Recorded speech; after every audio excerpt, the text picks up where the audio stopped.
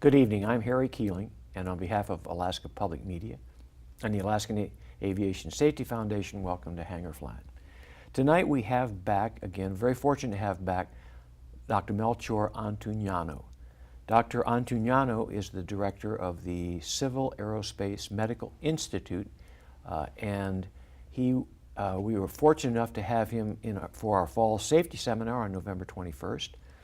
And we've also taped a couple of hangar flying sessions, one last time if you caught it, talking about safety and survivability. But tonight we're going to talk about human factors and safety issues of cockpit automation. I think you'll enjoy Dr. Mel's talk about something that's near and dear to all of us. Dr. Mel, welcome back. Thank you very much.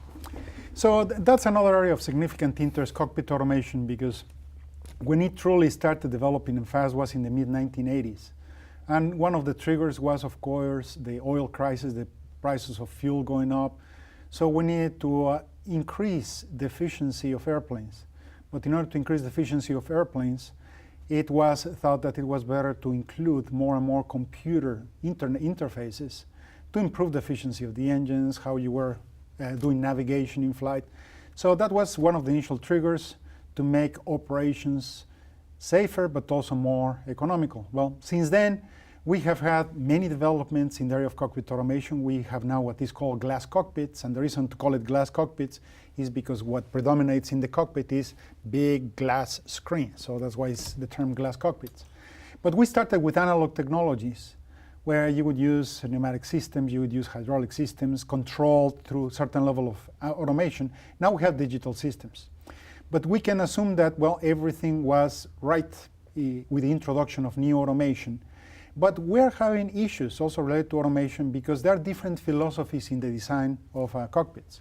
There is one where you can say, well, why don't you use computers to actually prevent pilots from exceeding certain envelope aspects of the flight, so that then the airplane is going to be protected against some deviating or exceeding capabilities of the airplane.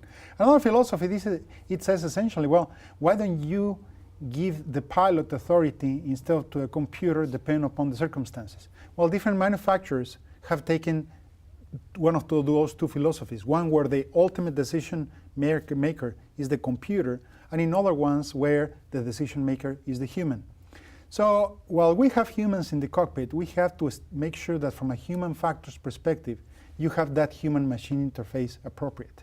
We have had many examples of accidents where the cause of the accident was really attributed to some issues with the automation, either failure of the automation or lack of understanding of what the automation was doing in that part of the flight.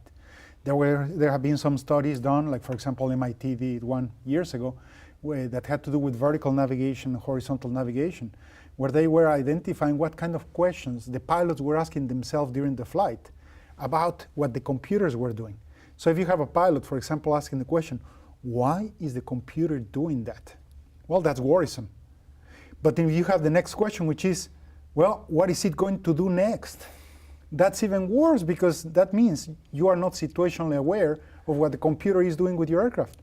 So we have to give that authority to the pilot, keep the pilot in the loop, but use the automation as a tool to augment the capabilities and actually to help the pilot fly the aircraft, because ultimately the pilot is responsible for the safety of that flight.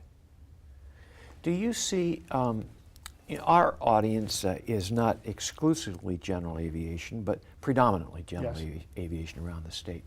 Can you think of applications for some of these studies, some of this research, specifically to GA operation? In fact, there are several pilot schools in the United States where now, instead of learning to fly like in an old Cessna 150, 152, 172, now you start with technologically advanced aircraft that have glass cockpits.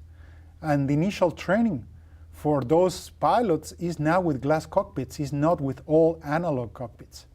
Which begs a question, well, what is the impact of learning to fly, let's say with a digital cockpit, with digital instrumentation, when you may have to go and fly an analog aircraft? Is there going to be a transition issue? And yes, some of the findings is that depending upon how you learn, you may have issues switching to the other one, issues about who has the authority. Is it the pilot or is it the computer that is controlling the aircraft? Or some functions of the aircraft.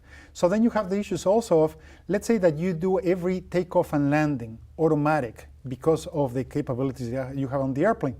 What's going to happen to the level of the proficiency of the pilot when they have to deal with an emergency and now they have to actually take over control of the aircraft? Are they up to speed to say, I have it, and take it away from the computer? So are many of those questions that we are dealing with, which that doesn't mean that has decreased the level of safety. We continue to improve safety, but we have to take into account that human-machine interface that is very critical, because now we're expanding to another area, suborbital spaceflight. There's at least one design that would be remotely operated or automated flight. Let's do this, because unfortunately I've run out of time yet again. I'm going to ask you back one more time and we'll kind of wrap it up. Ladies and gentlemen, I hope you've enjoyed this series, and I'll promise you at least one more with Dr. Mel, and until next time, fly safe.